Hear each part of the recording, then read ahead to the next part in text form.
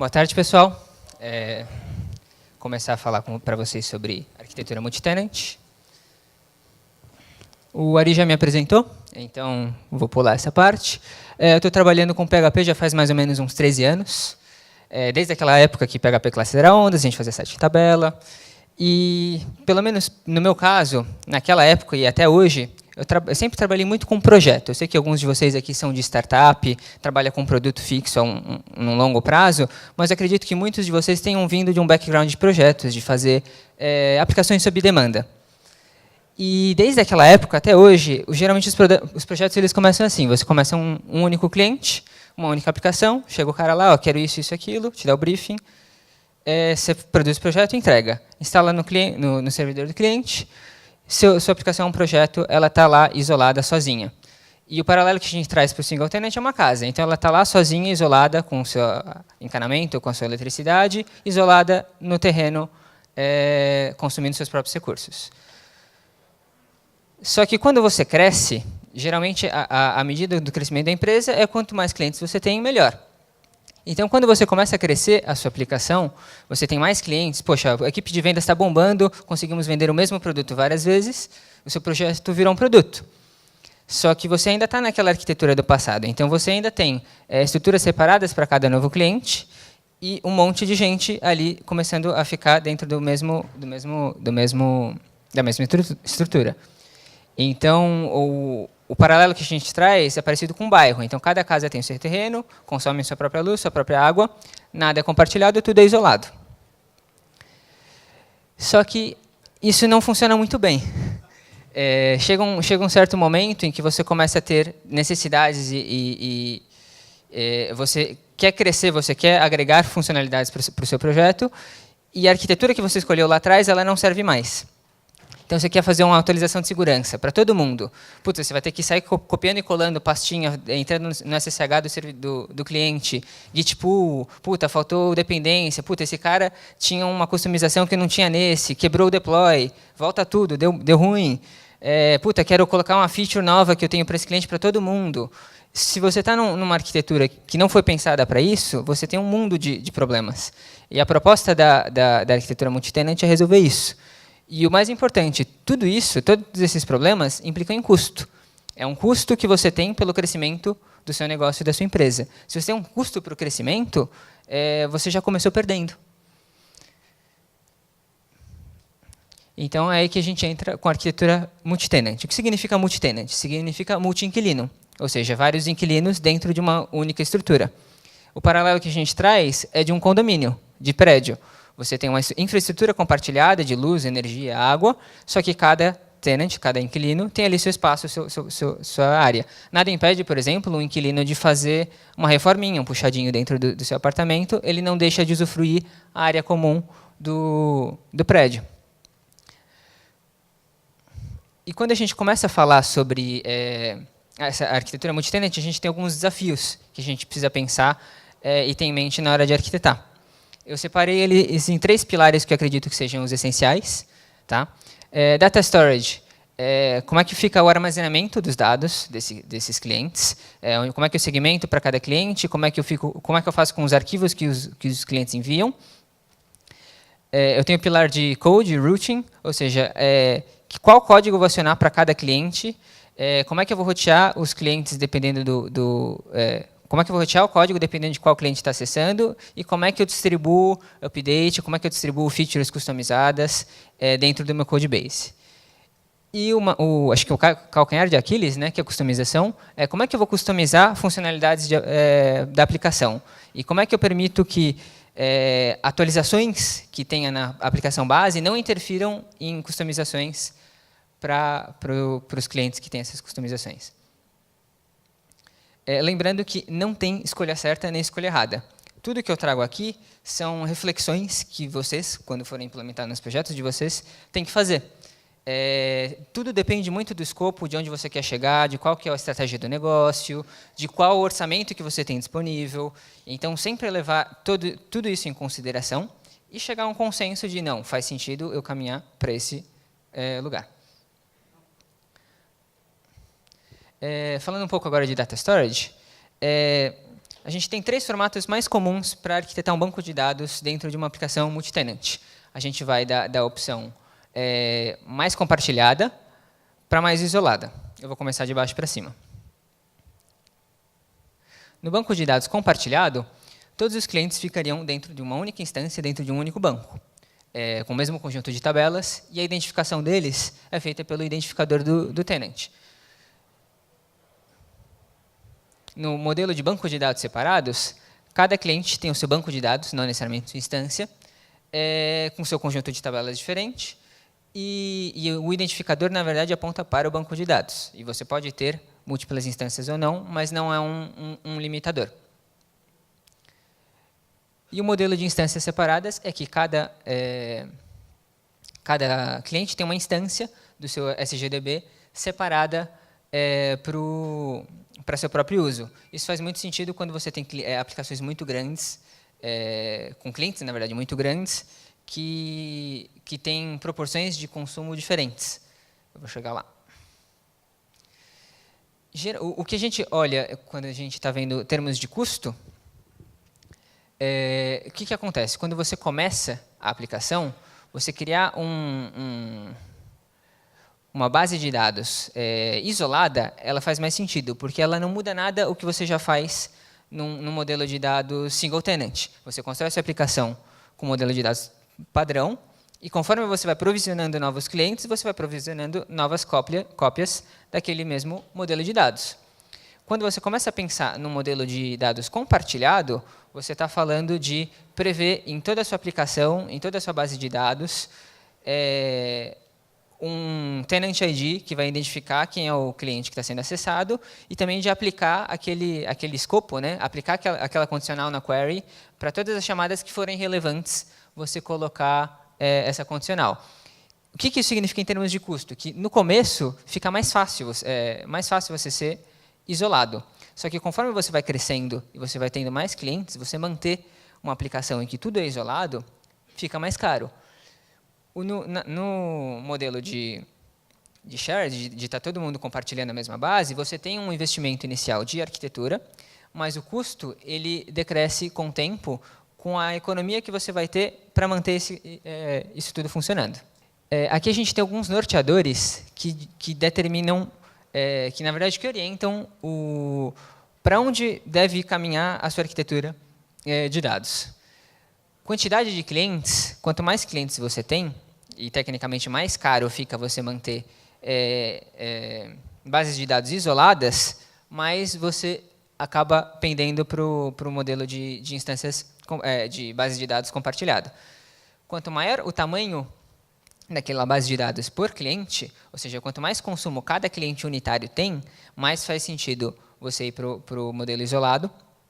Isso porque acaba se tornando um pouco mais caro você escalar, em termos de tamanho, uma base de dados, sendo que os clientes consomem muitos dados. Pensando aqui, por exemplo, com MySQL, se você consegue prever que o seu cliente vai consumir muitos dados, você já consegue prever uma estratégia de sharding para eventualmente escalar sua base de dados, pensando em instâncias separadas de bancos de dados, ou pelo menos de bancos de dados separados e distribuir os shards de acordo com o banco. Isso também impacta, por exemplo, quando você tem muitos usuários dentro de um tenant. O que significa isso? Você tem, por exemplo, uma aplicação, um sistema de gestão de projetos. A empresa que vai gerenciar os projetos é um tenant, mas tem vários usuários que são os funcionários. E se você tem muitos usuários, por tabela você acaba tendo muitos dados ou muito tráfego. Então faz sentido você direcionar a sua arquitetura para um modelo mais isolado. E acredito que seja o principal norteador é o valor agregado por tenant, por cliente. O que isso significa? Quanto mais customização você tem, quanto mais flexível você precisa ser na sua arquitetura, eu tenho alguns clientes que vão ter que ter customizações lá na frente. Ou tem um cliente que eu preciso manter ele e ele tem uma série de módulos que os outros não têm. Quando você está trabalhando com uma arquitetura compartilhada, você fica muito enrijecido pela necessidade dos muitos e não dos poucos. Então, se você já consegue prever no seu negócio a necessidade de ter customização, serviço agregado específico para cada tenant, vale a pena você considerar mais o modelo isolado para o modelo compartilhado. Então, sugestões de uso para um banco de dados compartilhados. Aplicações com pouca ou nenhuma variabilidade. Aplicações em que a principal customização é visual, porque aí você não depende de dados. E aplicações com alto número de usuários, para mais de 500 mil, porque aí fica mais fácil de você escalar. Bancos de dados separados faz sentido em aplicações que você precisa flexibilizar mais, então você precisa ter customizações específicas para alguns clientes e para outros não. Fica mais fácil se a infraestrutura é sempre sua, se você não tem que distribuir a sua aplicação para outros clientes, distribuir sua aplicação em outros servidores, no servidor do cliente. E faz sentido também se no seu modelo de negócios você separa os clientes por consumo. Tem um plano básico, tem um plano premium, tem um plano dedicado. Se você já consegue prever esse tipo de cobrança no seu projeto, faz sentido você ir para um modelo intermediário com bancos de dados separados. Instâncias separadas, um dos poucos casos que eu vi necessidade é compliance. Então, tem alguns clientes, banco, seguradora. Aquele cara ele tem algumas particularidades bem específicas de como ele vai consumir seu produto, onde ele pode estar hospedado, quais os critérios de segurança. Então, você estar preparado para fazer o deploy da sua aplicação em instâncias separadas facilita você atender esse tipo de cliente ou esse tipo de arquitetura. E uma outra possibilidade é quando você tem uma alta disparidade de consumo. Então, você tem alguns clientes, por exemplo, você atende uma grande empresa, Fortune 500, que vai consumir muito. E você tem todos os seus outros pequenos PMS que consomem pouco. Então, você pode, pensando nisso já agora, você pode ter uma instância específica para aquele cliente, uma instância específica para os clientes compartilhados. Na regra geral, o que decide, o que deve nortear a decisão, na minha opinião, é a flexibilidade. É o único fator que você não consegue contingenciar lá na frente. Se você está com 1.000 usuários, 1.000 clientes, e você descobre que vai ter que atender um grande, fazer uma customização, e você não está preparado para isso, você vai ter que forcar seu código em 2 e vai dar uma dor de cabeça e você vai aumentar custo.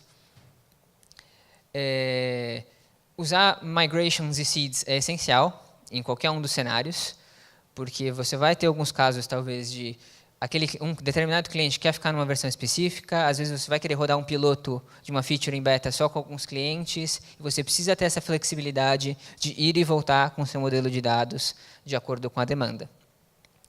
E como eu exemplifiquei, você não precisa ter um único modelo para a sua aplicação inteira. Se você arquitetar a sua aplicação já prevendo um ou mais modelos, você consegue ter, por exemplo, um grande cliente usando uma estrutura isolada e os pequenos clientes usando uma compartilhada. Também não existe escolha certa ou errada. Vai muito da sua necessidade de negócio. Na prática, eu trouxe aqui alguns exemplos. Esse aqui é o Eloquent do Laravel. Esse aqui é um modelo compartilhado. Então, como é que eu faço ele funcionar? Eu tenho uma classe TenantScope, que o Eloquent ele tem scopes de queries, então ele aplica uma determinada condicional quando você aciona um determinado scope, e esse aqui é o TenantScope. Eu estou falando que quando eu dizer para o Laravel que esse model ele pertence a um tenant, eu vou aplicar uma condicional onde o tenant ID é igual ao ID do tenant no ambiente. E esse ambiente pode vir lá do Nginx ou pode vir do arquivo de configuração. E aí tem uma trait para os meus models, que ela basicamente ela complementa a hierarquia de boot do Laravel, e ela fala que esse tenant aqui, ele é global, esse escopo aqui, ele é global, então ele aplica para todas as queries dentro desse model. Feito isso aqui, basicamente, todos os models que tiver o isMultitenant, esse trait, magicamente eles já estão separados por tenant. Se você está distribuindo o tenant ID, e aí pode ser por env, pode ser por cookie, pode ser por qualquer forma que você achar legal, magicamente ele já vai estar filtrado. Então, se você tem uma tabela de produtos e você tem 3 e-commerces, dependendo do e-commerce, ele vai carregar os produtos corretamente. Eu trouxe aqui também um exemplo do Doctrine. ele tem o mesmo conceito, mesmo sendo a data mapper, que são os filters. Então, você pode criar um filter aqui. Eu escrevi errado aqui, na verdade é isTenant Scoped. Você cria um filter, e basicamente, você vai, diferente do Lara, você não consegue aplicar um filter seletivamente. Você tem que colocar no filter o teste para ver se ele é filtrado por tenant ou não. Então, aqui eu vejo se ele faz parte se ele tem a trait lá que eu identifiquei. Se ele tem essa trait, eu aplico essa condicional, que é bem parecida com a outra, que filtra pelo tenant ID. E aqui no boot da aplicação, eu crio o filtro, tenant filter, eu habilito o filtro para o Entity Manager, e eu seto o parâmetro também com o env. O resultado vai ser o mesmo. No modelo isolado, aqui eu trouxe um exemplo do Laravel, mas basicamente todo o ORM, todo framework que lida com dados é de usar conexões separadas, uma para models em que dizem respeito aos tenants e outra para models que dizem respeito ao master, ou seja, acesso à tabela de tenants, acesso à tabela de usuários. Então, aqui eu tenho uma classe tenant model que estende model, e para essa classe específica eu tenho uma conexão diferente que é o tenant. E lá no env, lá no config, eu determino que o meu tenant DB é diferente e ele é específico, diferente do master. Vou falar agora um pouquinho de routing. A gente tem dois cenários, muito parecido também com Data Storage. Uma instância para todos, uma instância por cliente. E N variações dessas, mas essas são as mais comuns que eu já vi acontecer. Quando a gente tem uma instância para todos, basicamente o que eu estou falando eu tenho uma pastinha, eu tenho um conjunto de código. Esse conjunto de código, essa aplicação, ela vai servir todos os meus requests, independente do tenant. E dentro desse código, eu vou fazer a distinção, aplicar os core scopes e por aí vai. Qual que são as vantagens desse cara? Todas as atualizações que eu fizer, eu tenho que fazer em um lugar só. Eu tenho um codebase só. Toda vez que eu fizer um deploy, eu tenho um lugar só para fazer. Isso implica eu não tenho muito housekeeping. O que seria housekeeping? Eu não tenho que gerenciar muita permissão em várias pastas, eu não tenho que gerenciar rotinas de backup em pastas diferentes, eu não tenho que fazer o meu processo de deploy, visitar N servidores de N pastas, porque está tudo num único local. Qual que é a desvantagem? Ela não é muito flexível para customizações. Todo o código que você coloca aqui aplica para todos. Por mais que você consiga filtrar dentro do código, você ainda assim está enchendo o seu codebase para todo mundo. Se dá um problema em um módulo específico de um cliente, você corre o risco de afetar todos os outros. E, naturalmente, é mais fácil de escalar quando o padrão de consumo é semelhante para todos. Por quê? Esse modelo aqui, é muito fácil você jogar ele, por exemplo, numa Amazon, Elastic Beanstalk, Azure, plataformas como serviços, e deixa ele escalar. Você aumenta o slider ali de quantas instâncias você quer, e ele cuida, porque é uma instância só. Quando você tem um modelo diferente, você tem que pensar já em usar servidores virtuais, pensar em como é que você vai distribuir essa pastinha, que é esse modelo aqui. Só para ilustrar. Eu tenho um repositório Git aqui, que eu posso fazer os deploys. A configuração pode vir para o banco de dados, pode vir de um cache in memory, pode vir de arquivo, e dependendo do site, do domínio, do ID que o usuário acessou, eu determino qual arquivo eu vou carregar. E os domínios vêm do Nginx. Então, para cada domínio, eu crio uma entrada no Nginx e eu roteio eles para cá. Ou eu tenho uma entrada única e eu faço roteamento aqui dentro da aplicação. Quando eu tenho uma instância por cliente, eu já começo a ter também alguns outros desafios. As atualizações elas não são mais sincronizadas. Eu tenho para cada cliente uma pasta, um codebase. Então, para cada vez que eu for fazer uma atualização geral no core, eu preciso visitar cada um desses caras e fazer um deploy. Isso implica em housekeeping. Certificar de que as permissões sempre estão corretas, certificar de que o deploy está sendo feito da forma correta, o backup está sendo feito no local correto, os logs estão sendo gravados e por aí vai. A grande diferença, e é o norteador também nesse aspecto, é customização. Cada cliente tem a sua pastinha, cada cliente poderia ter o seu composer JSON, por exemplo, e carregar pacotes, carregar módulos específicos para o seu universo. Então, você tem o grande cliente aqui, ele tem um custom code aqui, que é dele. Esse custom code, se der problema, ele não vai afetar meus outros clientes, porque as instâncias estão separadas. E aqui uma proposta prática também, o código-fonte ser todos no mesmo repositório do Git, para facilitar o deploy. Arquivos de configuração podem ser arquivos .env, que aí você consegue gerar esses arquivos no seu processo de provisionamento. E o custom code aqui, ele vai vindo conforme a necessidade de cada cliente. Uma outra vantagem desse cenário é que você tem um controle de versão muito mais flexível. Você pode ter um cliente que está no programa de beta, avançar uma versão, enquanto os outros ficam na versão atual. Você pode ter um cliente gigante que não quer mudar a versão porque vai quebrar compatibilidade, você pode reter ele de uma forma muito fácil, coisa que você não consegue fazer se você está num modelo isolado, compartilhado. Então, de novo, o fator decisório é a flexibilidade. É muito de você olhando para a sua base de clientes, olhando para a sua base de usuários, o que você consegue prever que vai mudar? Eu vou precisar ter flexibilidade de funcionalidade, vou precisar ter módulos customizados, eu passo a pensar num modelo isolado. Não tenho, passo a pensar num modelo compartilhado.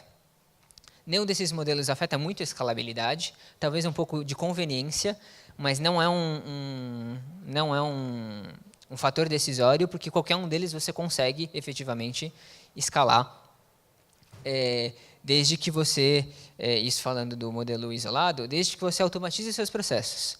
Porque se você tiver 100 clientes, você não tiver todo o seu processo de deploy automatizado, você vai ter muito trabalho para fazer o rollout de uma versão nova, para fazer uma atualização de segurança. Isso e também para distribuir sua aplicação dentro de mais de uma instância. Então, isso é um fator limitante. E aqui é o que eu considero o calcanhar de Aquiles dessa arquitetura, que é a customização. Você vê que, tanto no modelo de dados quanto na gestão de código, o grande speed bump da arquitetura eu vou ter customizações exclusivas para cada um ou não? Se vou, eu tenho que mudar muito a minha arquitetura. Se não, eu tenho um processo de arquitetura um pouco mais fácil. Então, ela requer um certo nível de meditação. Não é um negócio que você chega em 15 minutos, em um dia, em 2 dias.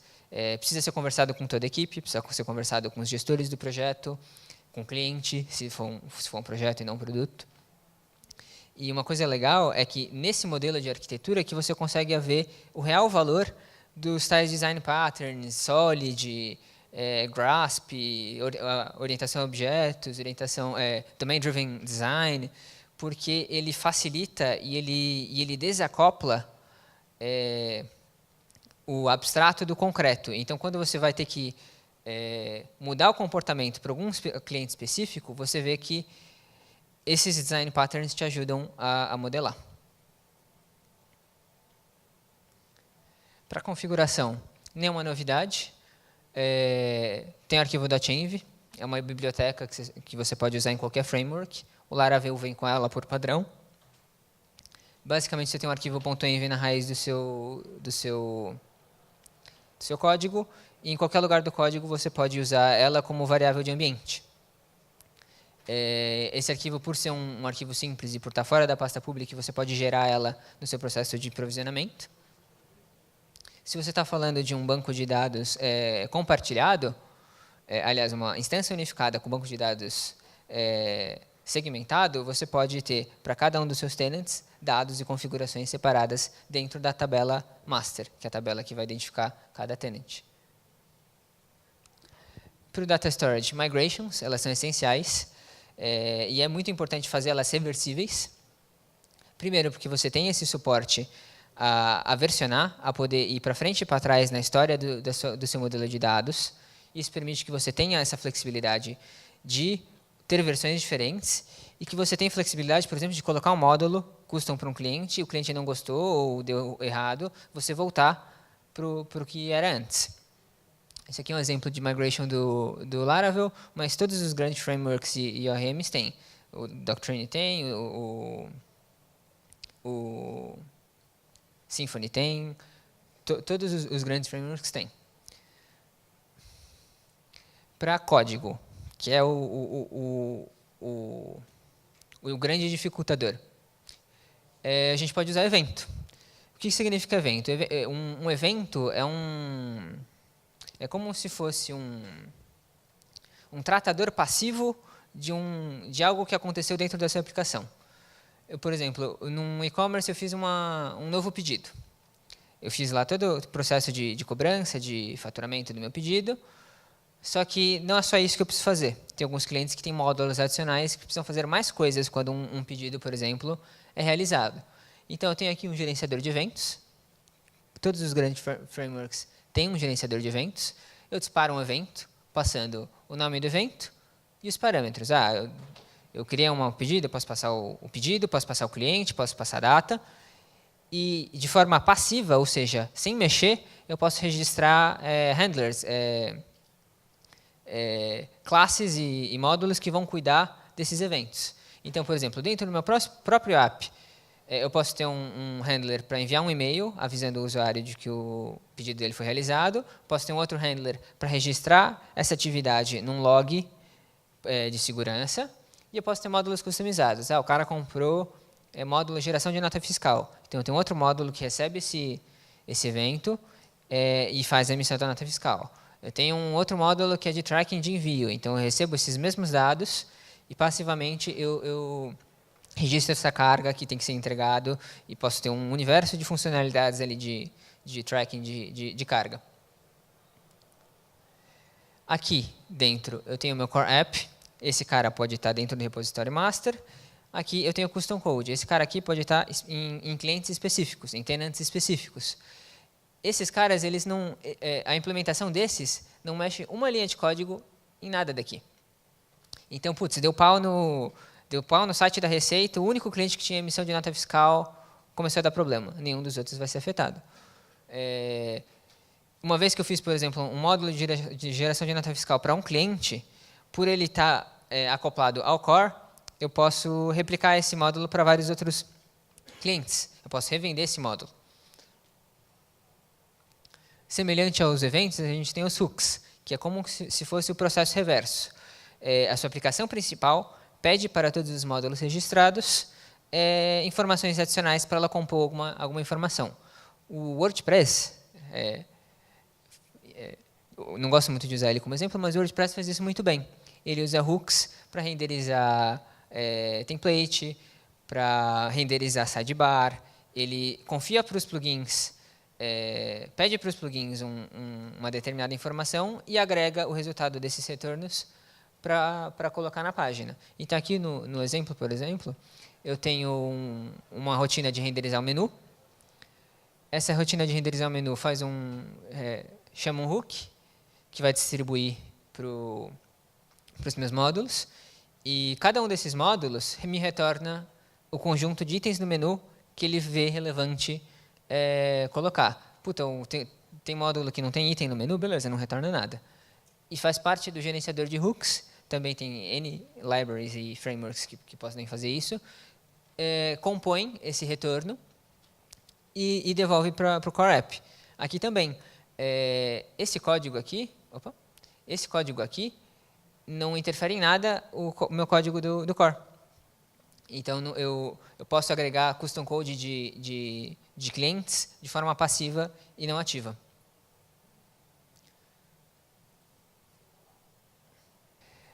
Dependency Injection. Aqui, multi-tenant eu acho que é o melhor exemplo para o Dependency Injection, porque você tem muita variedade de implementações. O que é em poucas palavras, o que é o Dependency Injection? O meu model, minha camada de negócio, ela não sabe quem é o meu gateway de pagamento, por exemplo. O meu pedido não tem que saber se eu vou pagar no PayPal ou no PagSeguro. Ele vai pedir para o framework, para o container de dependências, um gateway, que implemente esse e aquele método. A aplicação por padrão, sei lá, registrou lá o PayPal. Então, toda vez que eu pedir um billing gateway, o DI container me retorna o PayPal. Então, eu estou lá com todos os meus clientes, todos usando o PayPal. Aí liga um cliente e fala, cara, não gosto do PayPal, tem uma briga com o PayPal, quero usar PagSeguro. Dá para ser? Dá. Cria uma implementação desse mesmo contrato, PagSeguro, e indico para o DI Container, olha, quando o tenant for esse cara aqui, ou quando nas configurações do tenant ele estiver falando, carrega para mim o PagSeguro, eu vou lá e ao invés de usar, ao invés de retornar o PayPal, ele me retorna o PagSeguro. De forma passiva, eu não precisei mexer no core, isso aqui pode ser um novo pacote do Composer que você baixou, e magicamente esse cara aqui tem código customizado. Para front-end, interface, o que dá para fazer? Usar template. Você tem o Twig, você tem o Blade, você tem o Plate, você tem uma série de bibliotecas. O que elas te ajudam? A compor seções do seu front-end de acordo com o tenant.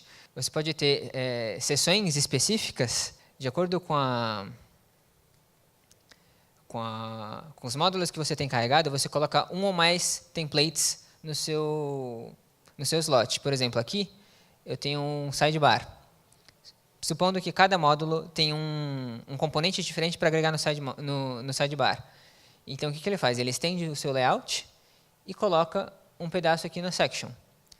Aqui, que é o principal, eu tenho o section com os pedidos. Quando ele renderizar, o que vai acontecer? Ele vai trazer o meu sidebar com todos os módulos, os widgets do meu sidebar, e a minha página principal do core sem nenhuma interferência. Ainda no front-end, o que mais dá para fazer? SAS, para compiladores. Na hora de gerar a representação visual do seu cliente, o seu CSS, você pode ter variáveis no seu SAS, com as cores, por exemplo, do cliente, com a URL da logo, e esse cara aqui ser aplicado em forma de variáveis no seu CSS. Putz, preciso trocar o cliente, eu não preciso mexer no meu SAS principal, eu mexo só no CSS compilado. Compilar o CSS pode ser um processo dentro do meu deploy, dentro do meu provisionamento de um tenant. E a hora que eu chamo ele aqui, eu chamo o CSS compilado específico do meu tenant. Para a infraestrutura deploy, acho que a gente tem vendo todo o cenário, tem uma regra única que eu acredito para lidar com o problema. Automatiza tudo. Absolutamente tudo. Todo o processo, toda a rotina que você tem do cliente entrou no site até o cliente começar a usar o seu serviço, tem que estar automatizado. Tem ferramentas ótimas para você automatizar, principalmente falando de deploy. O Laravel tem um específico para ele, que é o Forge. Tem o Deploy HQ, que aceita deploy desde Amazon S3 até FTP, até Git, até SSH. O Envoyer também é do Laravel, mas não é específico para o Laravel, e faz deploy sem downtime. Ele troca links simbólicos. Usar o Composer, muito importante. Acredito que aqui praticamente todo mundo deve estar usando. Uma coisa muito legal do Composer é você transformar os seus módulos e a sua aplicação em pacotes privados do Composer. Tem um cara chamado Satis, que ele é uma implementação do Packagist que você pode hospedar no seu servidor. Então, qual que é a ideia? Você coloca todos os seus módulos, todos os seus pacotes, todo o seu código, também como dependência do Composer. Então, a hora que você for fazer um deploy, você não precisa ter um processo em que você faz um pedaço por Git pull, um pedaço por Composer, outro pedaço com rsync. Você pode colocar tudo no Composer. Você escreve o Composer JSON conforme você faz o aprovisionamento do seu tenant e manda ele rodar Composer install. E acabou. Você pode ter os seus scripts de init já no seu Composer, tudo dentro do Composer. Então, por exemplo, acredito que um dos grandes processos que é importante você automatizar é o processo de provisionamento do cliente, que ele interfere no crescimento do seu negócio. Então, daqui dessa lista, eu tenho que criar o registro desse tenant no banco de dados, eu preciso criar a pasta e o site no Nginx, banco de dados, preciso gerar o environment, preciso gerar o Composer, preciso gerar o SAS, preciso cadastrar no Envoyer para fazer o deploy e disparar um e-mail. Facilmente, esses caras aqui vão te dar muito trabalho e eles não são difíceis de serem automatizados. Criar uma pasta, um site, tem muita gente, muita empresa que delega, pede para o cara de DevOps lá provisionar um cliente novo. Que você tenha 4 clientes e o quinto, beleza, você cresce um cliente por mês. Ainda assim é legal você automatizar. O tempo e o custo que você perde toda vez que você está provisionando um cliente, ele está interferindo diretamente numa KPI do negócio, que é o custo de aquisição do cliente. Isso significa que as horas que vocês, desenvolvedores, estão gastando fazendo um processo manual, que poderia estar automatizado, poderia estar sendo usado, por exemplo, para corrigir issues, para criar novos módulos, para melhorar a aplicação.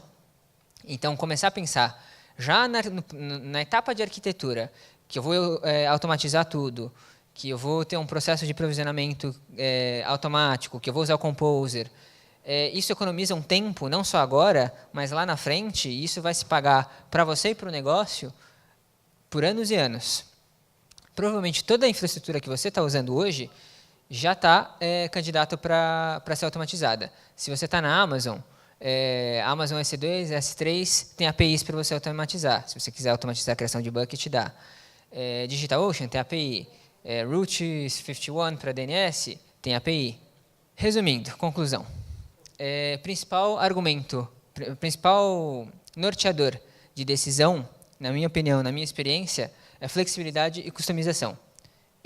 Quanto mais customizado, mais diferente a sua aplicação precisa ser por cliente, mais faz sentido você ter uma arquitetura isolada e separada para que você consiga gerenciar esses caras. E você automatizar tudo te dá os mesmos benefícios que você tem num modelo compartilhado. Usar as melhores práticas de Solid e de inversão de dependência é aqui que você realmente vê elas brilharem. Porque você vê, quanto menos você confia nas implementações concretas, mais você tem margem para, eventualmente, um custom code ir lá e mudar o funcionamento, mudar o comportamento daquele código. TDD é primordial, principalmente quando você está lidando com muitos clientes, porque, de novo, por mais que seu código seja passivo, qualquer coisa pode quebrar. Se você não tá trabalhando com TDD, ou pelo menos com testes, você não está se antevendo ao que pode acontecer. Se você quebra um módulo, ou se você faz um deploy de um código que não foi testado, o potencial de você começar a corromper dados e não ver, e pegar isso lá na frente, eu já vi casos assim acontecerem, é muito grande. Então, é muito importante você ter testes a partir do primeiro dia. TDD é muito legal de ser aplicado. E também automatizar tudo a respeito do provisionamento, que impacta diretamente no custo de crescimento do seu negócio. Meus contatos, se alguém tiver dúvida, não tenham medo de me mandar mensagem. O Telegram é o jeito mais fácil de me encontrar. Os slides da palestra já estão no SlideShare, tem um QR Code aí. E é isso, gente. Muito obrigado. Inscritos, salva de palmas, por favor.